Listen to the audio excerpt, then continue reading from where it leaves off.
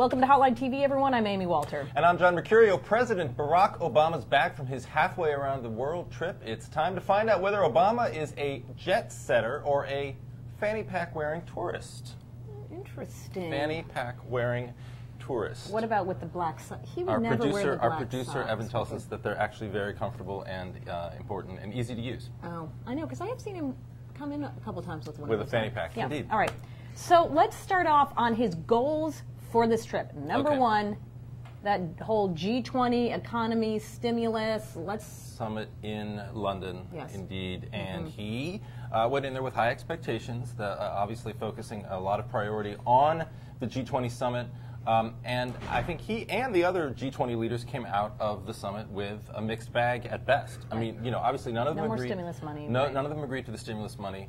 And while there were a lot of good pictures taken, a lot of sort of new relationships established for Obama, no real success out of that. So I'm going to give him an accidental tourist rating on that. Agree.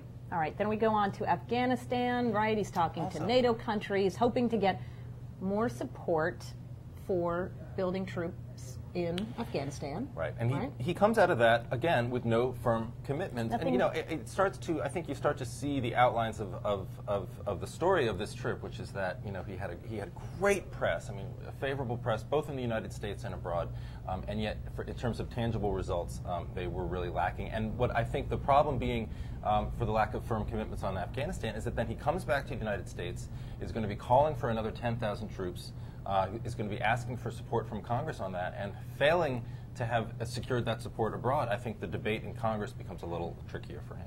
Well, and this just goes to the point that just because you change administration doesn't mean that you get to flip overnight. You might have flipped perceptions of the United States in the course of one election, but it doesn't mean that you're suddenly going to get these folks on board for an American agenda that, in many cases, doesn't jibe with their own. Right. So.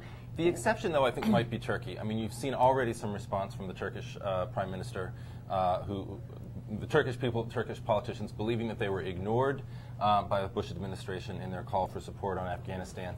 Appreciate Obama's visit. You already are seeing some of that payoff, I think. So there might be some movement from Turkey. And Turkey, again, very strategic in that effort. Part of the world? Part of the world, region.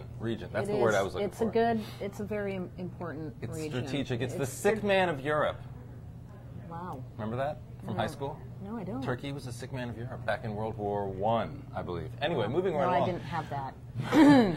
Third category, we're going to look at the fashion/pop culture goodwill effort, which is really where a majority of the television news coverage came from and was focused on. Amy, how did he do there? Well, but for the iPod incident, which let's face it, that's iPod just incident. We've probably spent way too much time on it, but really there has to be a whole gift giving. No, Quinn did a great job, but there needs to be a gift giving protocol overhaul, I think. All right. Other than that, you have Barack and Michelle Obama literally swarmed by folks in all of those countries. He holds campaign-style town halls in Turkey and in France, where Germany too, right? Where you get people coming in who adoring fans speaking English, which to me again kind of goes to the we come to foreign countries and then ask you to come to a town hall where you'll speak English. But anyway, that didn't matter. A good thing, and our friends over at First Read, I think, made a very important point. They said, look, you know,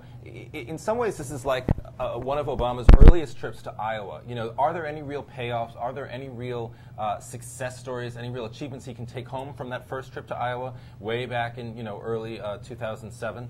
No, but he's sowing the seeds. He's making the connections. He's doing what he needs to do at the time to then go on to a victory in the Iowa caucus. A parallel, a tortured parallel, perhaps, a tortured metaphor, but still one I think is applicable. Well, and one in which we appreciate because we are always trying to find a way to take this and turn it really back into political story because we don't know anything about foreign affairs.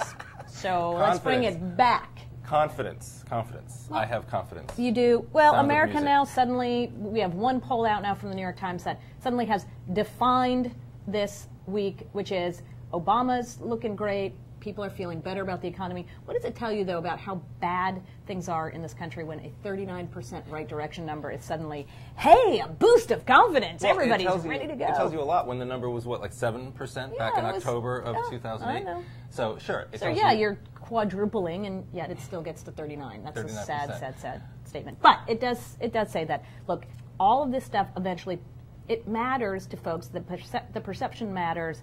At what point do voters start to key in on where are the tangible results? Right. And right now, they don't need them. And that's going to come back down the road. Again, on the economy, you're seeing the president still has basically the same numbers in that CBS News, New York Times poll.